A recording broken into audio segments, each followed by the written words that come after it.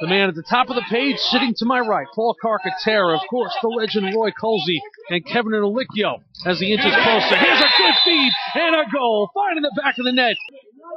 Here's Francia now going to work. Francia turns back. He's got the defense moving. Looking for a cutter, got a man on the doorstep and a goal. Great look from the feeder. Better of a cross-crease feed than this. You look at the head up, technically sound, exactly how you try to school guys when they're playing Little League lacrosse.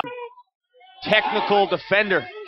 Just onto the field with a blast is Francia. See right there, nothing on the hands for Yorktown. Francia continues his assault. Boy, you got to feel for Kelch. He has seen number 3 in his kitchen all day long. Francia's been all over the field.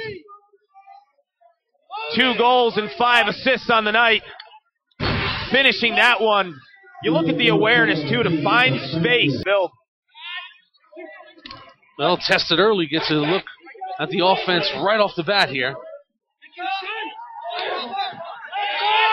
Everybody said, you see what happens when Matt White goes to Virginia. Instant, contributor to the goal number 15. And look who's got the ball on the stick. Francia once again. Look at the unselfish play. The off-ball awareness by Cobera. This team is just clicking on all cylinders. What a night for our Lax Hut player of the game, Iron Mike, who's with Amanda.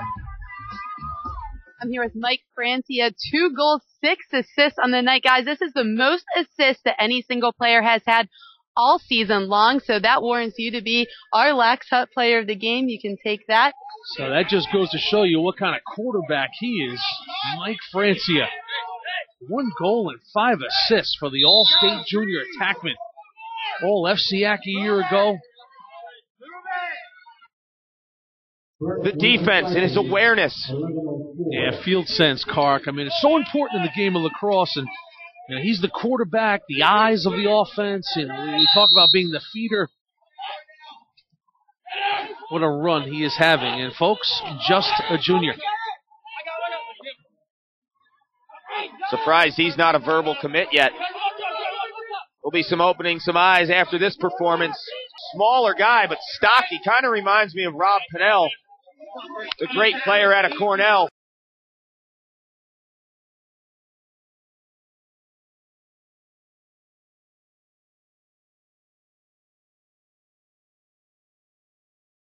Francia dancing around at X. Back and forth he goes looking for the screen.